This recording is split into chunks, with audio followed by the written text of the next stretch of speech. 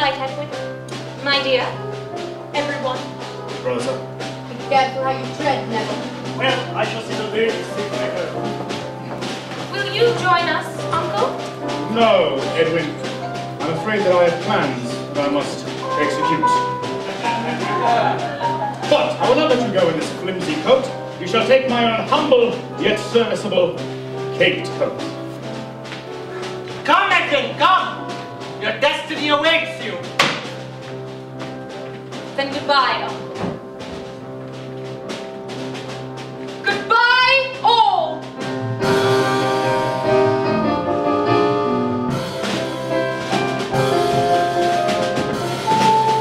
When shall these three meet again? When, if ever. It is now the following day. Christmas Day, to be sure.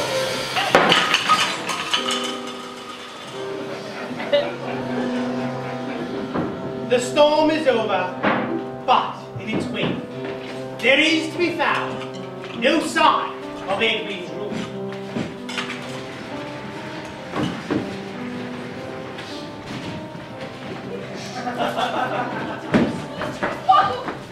Oh, Reverend, I'm sure something terrible has happened to Edwin. Oh, now, Rosa, let us wait until my assistant... Let us wait. Oh. Let us wait until my assistant Basil reports. I'm sure you've heard that popular sentiment voice that certainly no news is good news. Ah, here he is now. Ah, here he is now. Oh! Basil, what news? No news. There, you see? Oh, I don't believe you met my assistant Basil. His chief occupation is guiding excursion parties around the cathedral grounds. Quite the showing is up, Basil, though tragically misplaced. Misplaced? Yes, you see, Rosa, Basil carries with him a secret. Now, what do you think Basil has done? Oh dear, nothing dreadful, I hope.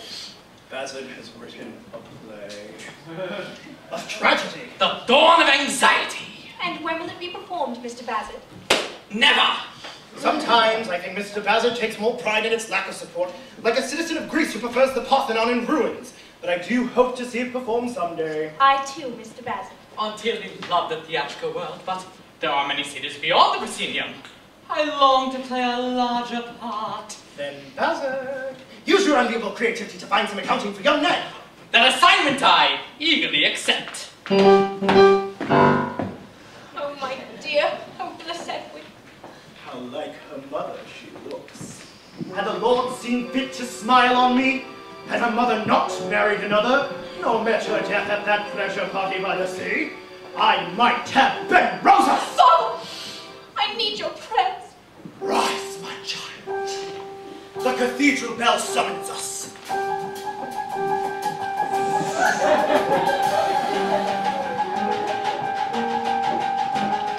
And is it not significant, Mayor Sapsy, that Neville Landless was last seen fleeing the district? You've convinced me, Mr. Jasper. There may indeed be a murderer hiding in Cloisterham's most affectionate bosom. Hello, madam. How are you today? But all signs do point to young Neville Landless. My thoughts exactly so. You know, I shall instruct a few men to bring him here, so that we might question him. You do that, sir. Look at Neville Landless right enough now. We find him, we'll educate the murderous swine. Right, David, we'll have a hanging for Christmas. That's the door!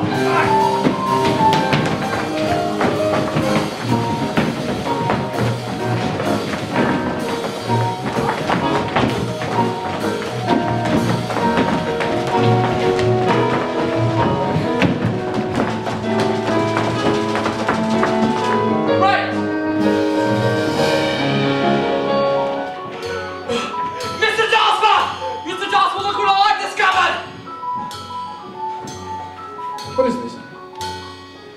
Oh my God, it's the coat I gave Edwin last night. It's been torn to shreds, and it's covered in blood. Where did you find this? Under a rock by the river. Where?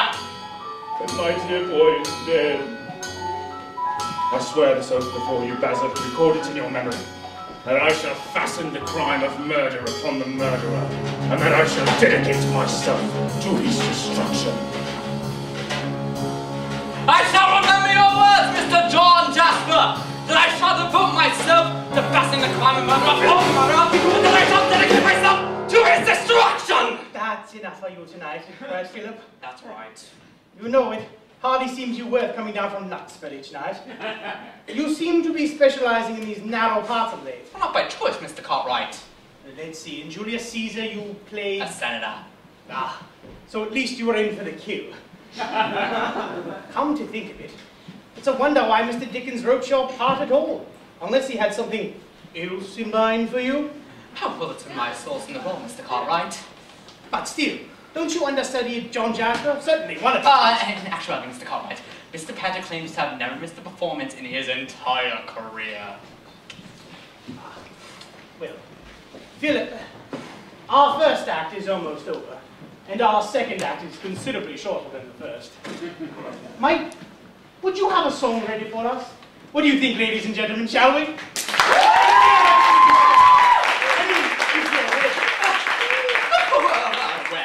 As a matter of happenstance, Mr. Cartwright, I do have in common with my character this evening aspirations as an author, and have composed them. Hold on 1 second. I'm so sorry. A brief song, which I venture to say underscores the dilemma I share with the character of Basil, who I portray. I hesitate, Mr. Cartwright, to... It's titled Mr. Bass. Never the luck, Mr. Cartwright! Ladies and gentlemen, a brief diversion in tonight's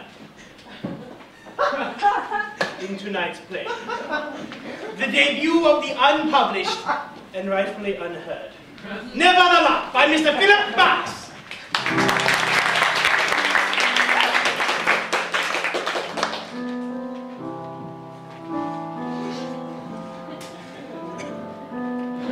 Never the luck, and never the lead, and never you mind, they say.